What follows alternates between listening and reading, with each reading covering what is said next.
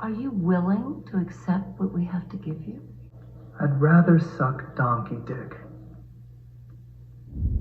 What's up, guys, and thanks for coming back for another episode of Damien Ruins Horror Movies. I'm Damien, and tonight we're going to be discussing the 1989 classic Cutting Class, which you can watch on Tubi, Peacock, or Freevee, or all three. And as per usual, this video is brought to you by Cool Dude Inc., so go click the link in the description and go make yourself look good. Stick around till the end where we will be discussing survival tips, the Badass Award, and final thoughts. But first, we're going to kick it off with the Whiskey Bats you can catch on Apple Music, Spotify, and YouTube. So let's go.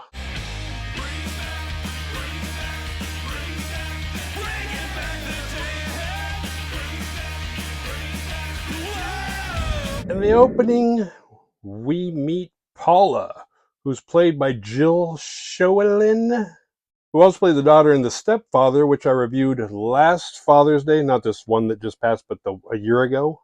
And like The Stepfather, this film opens with a suburban neighborhood and a newspaper boy delivering newspapers. Only this time, the newspaper is surreptitiously delivering a little backstory at the same time. Martin Muell plays the district attorney dad, and I'm sad to say, as I was putting this video together, working on the notes and watching the movie, at some point during that time, Martin Muell passed. So rest in peace. He's been in a lot of things. Most memorable for me is he was Roseanne's boss on Roseanne, but he's done tons of things. But he's going out of town on a hunting trip. And Paula, his daughter, she's a little daddy's girl. And tries to do whatever he says, tries to follow in his footsteps. And it's her senior year, so no cutting class. I'd argue that makes him a bad father, but it is her insisting that he leaves for a week, as if she can't wait to leave, like she has big plans, which, spoiler alert, she doesn't. But where's the mother? And right out of the gate, while hunting ducks, he gets shot with an arrow by somebody who is clearly a better shot than he is, as the movie kicks off. Right now, I want to interrupt to say that it is hot. It is hot here for July.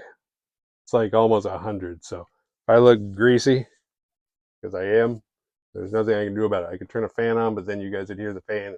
I'll never do that to you guys. Next, we meet Paula's boyfriend, Dwight, who is played by a young Brad Pitt, who is late to class. We also meet Brian, who is played by Donovan Leitch Jr., who is already enrolled at Paula's school and in Dwight's chemistry class without actually being introduced as a new student.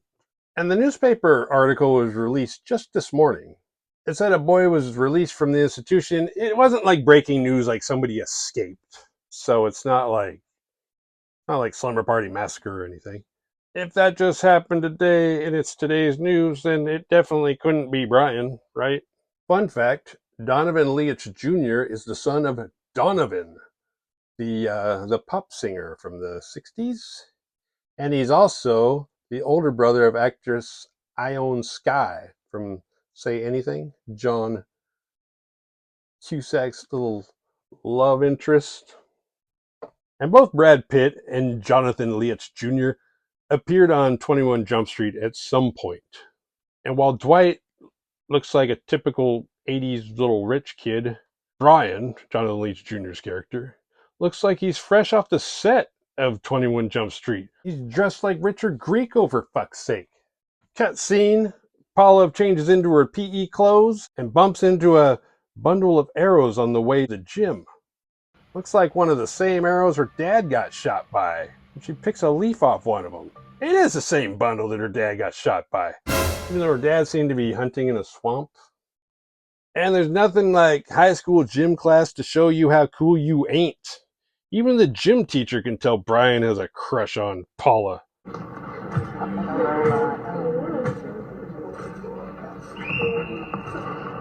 it in your pants. Get up the rope. And they have a rope that you have to climb to the ceiling. And as Brian's trying to climb to the top, he almost makes it. And then Dwight's at the bottom and starts shaking it. And then Brian has to bail down. He could have killed him. And then the gym teacher looks at Brian like, "Wait, man, what are you doing?" Brian Woods, what are you doing? Like somehow it's his fault. And the next scene is after school, and Brian looks like he's even riding the same bike he was riding in 21 Jump Street. What happened to your bike? It's around. I mean, I'll buy the bike off you. You could really help me out. It's not for sale. And everybody fucks with him, but still, there's nothing that indicates he's the new kid. It seems like he's been there all along. Everybody knows who he is. And to make matters worse, Brian tries to steal Dwight's girlfriend, Paula. Tries to steal her right in front of him by saying that she has that look like she could use a hot dog. I know what that means. Oh, shit. And was stealing another guy's girl just an 80s thing? Because this totally feels like a rom-com so far.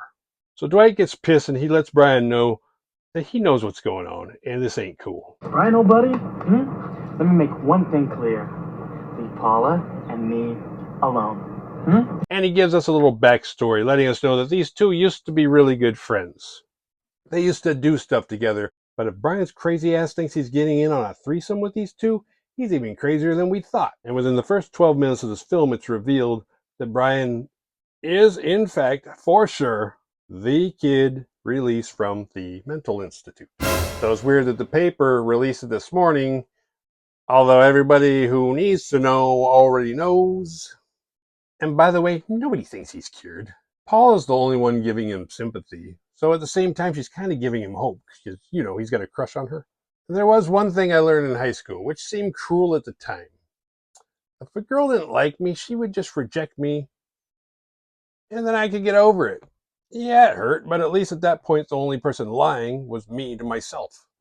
That night, Dwight goes to Paula's house and tries to take advantage of her and the fact that her dad's out of town. And for some reason, he's even wearing her dad's clothes. Probably because he knows that she's a daddy's girl. But she tells him no. She rejects him. She says, no, I need to study, and you should go home and study too. Her dad's words coming out of her mouth. And the next day, Paula gets to be a nude model. Only she's not nude, she's in a swimsuit. And her art teacher's kind of a pervert and has a little thing for her, or so it seems. You like boys, don't you? Nope. Now, get out of here. And guess who snuck into class that day? I had at least 50 periods of art throughout my high school career, and at no point did a girl in a swimsuit or a naked girl, especially not a student, ever pose for us so that we could draw her. I thought that was like a college thing. Usually you see that in like college movies or in shows, or there's classes, not teenagers. But Brian gets caught by the teacher, and as punishment, he makes them pose together. But Brian tries to get a little kiss from her and gets denied. So at what point does Paula tell him to take the hint? I mean, she has no problem whatsoever setting boundaries with Brad fucking Pitt, but when it comes to old creep boy, she's like, oh, I don't want to be mean. Because without rejection, it's almost like she's giving permission, you know, like letting a vampire in because you don't want to hurt his feelings. Even the fucking principal, Peter Vincent, is trying to fuck her. And I gotta admit, even though she was 26 in this movie and 24 in The Stepfather, she still has this like innocent high school girl look to her that like makes me feel uncomfortable as an adult. But shame on you, Peter Vincent, you fucking fraud. You're usually the noble guy. Well, you're usually a fraud. But you're better than this. He gives her the new cheerleading outfit to try on. He wants her to try it on in his office, and he lays it on the floor so she has to bend over to pick it up because she's got a short skirt on. And guess who's lurking in the distance? That's right, Brian. Brian is very dialed into her class schedule. And the murders begin.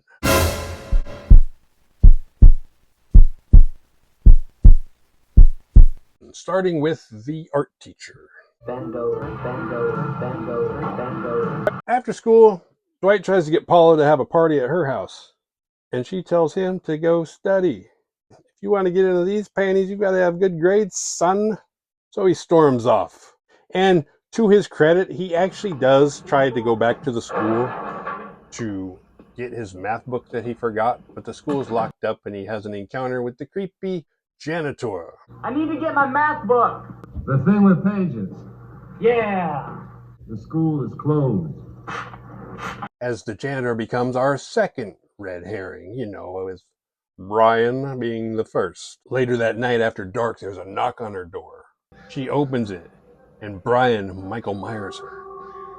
Then there's a second knock, and she opens it again, and it's Dwight this time with Colleen and Gary. And it's unclear if Colleen really doesn't like Dwight or if she's trying to get in between, because she's always like trying to get in between Dwight and Paula. And I don't know if it's because Dwight's a loser in her eyes or if because deep down she wants Dwight. But all the while, Gary's her boyfriend, so it's this weird love square or triangle that Gary doesn't really know what's going on. He's just along for the ride. But they show up with beer and ice cream, which is a really gross combination, in my opinion. But she tells them, no, we cannot have a party. They showed up with like 5 beers. Like, hey, let's party. I got almost a 6-pack. She says, no, we can't. But they decide they want to go because she knows that she's got the keys to the school file room.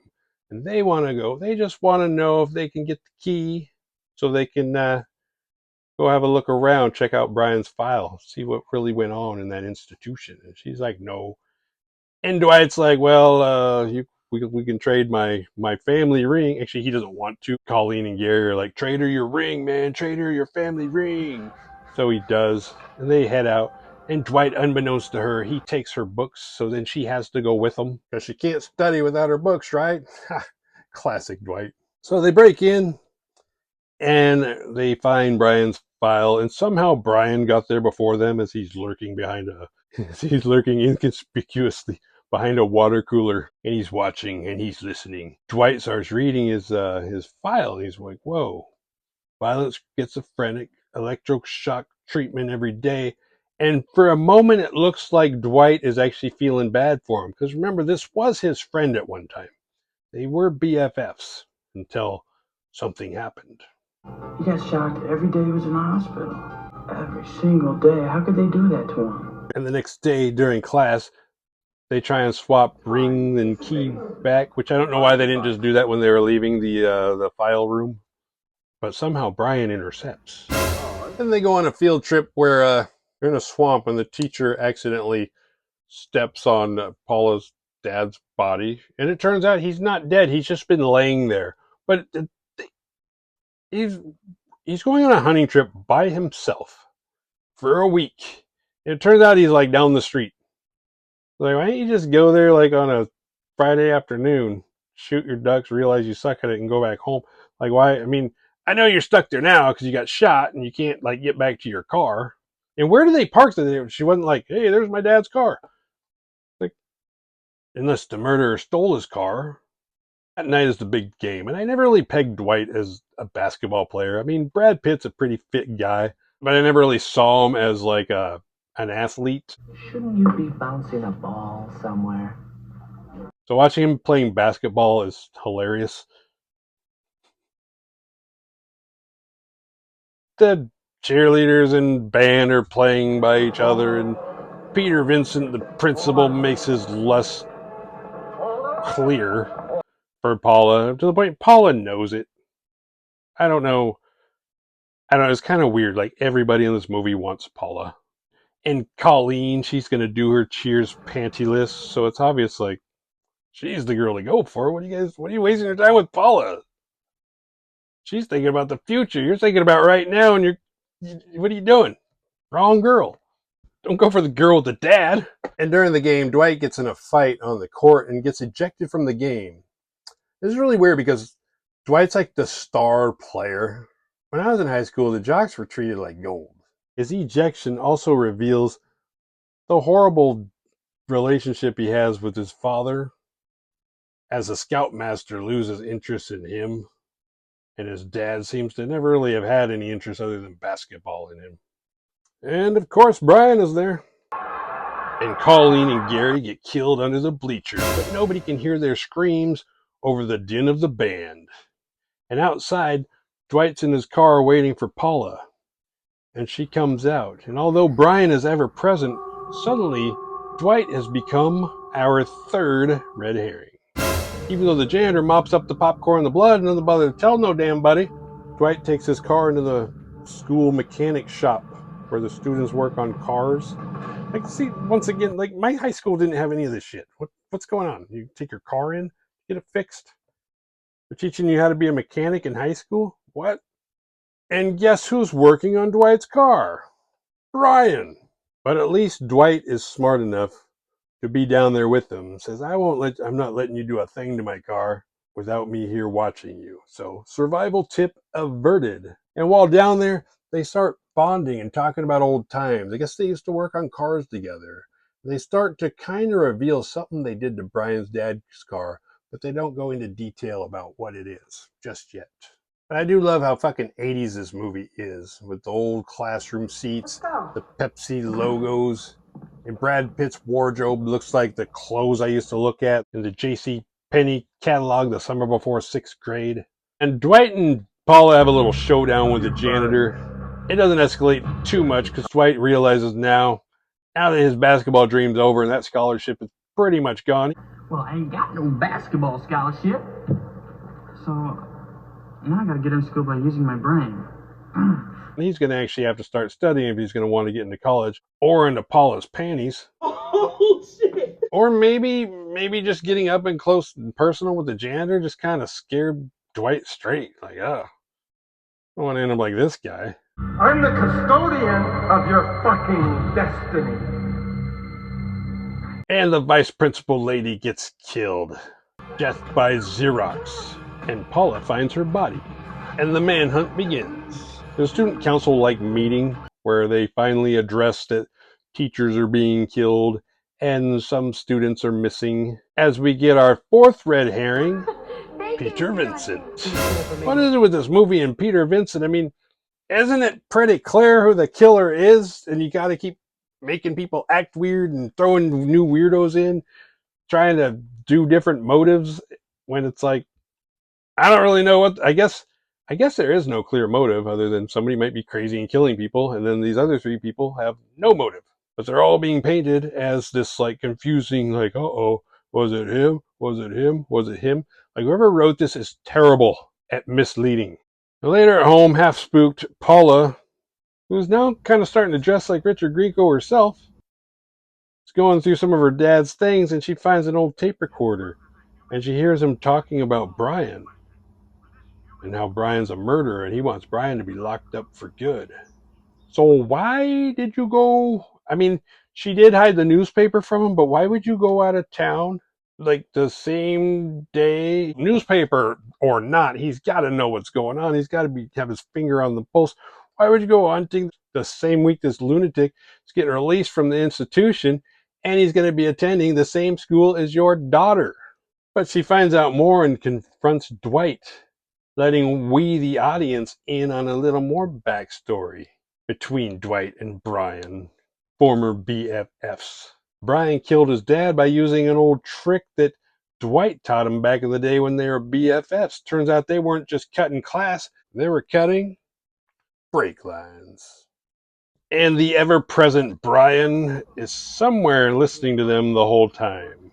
Cut to gym class, as the gym teacher is kind of got his hands all over Paula, trying to show her, putting his arms around her, showing her, do that schmucky 80s thing where a guy would try and show a girl how to play tennis and she'd have to wear him as he'd guide her through all that schmutty. I hate that crap where dudes try and it's usually a power play, but it's just it's so cringe. But then it's weird because right after that, he confronts Dwight, after trying to statutory rape his girlfriend, and starts talking shit to him in front of the whole class. Which is kind of weird because why isn't Dwight suspended? I mean, he got ejected from the game, but he gets to come to school the next day. Why is there school the next day? Isn't the game, I don't know, maybe it's the next day. Maybe it's Monday. I don't know. You can't tell the passing of days judging by Brian's clothes because he's got the same damn Richard Grieco gear on every day. But the gym teacher's talking shit to Dwight, and like I said, when I was in high school, the teachers treated the jocks like gold. And there they treat their Michael Jordan like shit. And I think a lot of the teachers at my school were failed jocks who couldn't make it. So now it's their second time through high school and they get to live vicariously through the jocks and try and touch the girls that they wanted to touch back then and they want to keep on touching.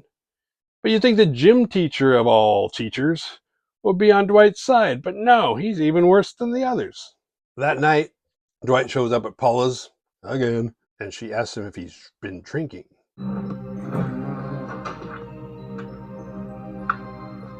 Have you been drinking? All the while, he's holding a fucking bottle of beer. It's like, what? That beer is almost empty. Have you been drinking? Somehow, this girl's like solving the case of like who the killer is, and she can't figure out if Brad Pitt's been drinking or not, even though he's holding a half-empty bottle of beer. So she kicks him out. And now she's home alone again. And this time Brian shows up. And she's upstairs in her bathroom, like almost naked. And she's like bent over the bathtub washing her hair. Like, what adult does that? That's like some little kid shit where it's like trying to prove your parents wrong. Like, see, I don't have to take a bath. I can wash my hair right here. I don't need a shower. And Brian like sneaks in. And even though he's got like scratches on his face, like newer ones than before, he's had random scratches the whole movie. She's kind of like not that thrown off that he broke into her house. And she's kind of like, yeah, I believe you. I believe you. I think it's Dwight. And then finally he shows her like one of the Xerox pictures because the vice principal lady got her face smashed against it, and you can see a finger, and you can see Dwight's family ring holding her head down, and she totally falls for it, hook, line, and sinker. And Dwight calls her up and sounds all crazy because he's still drinking. Who knows where he's at a payphone. And she kind of tells him off, and he doesn't come back over.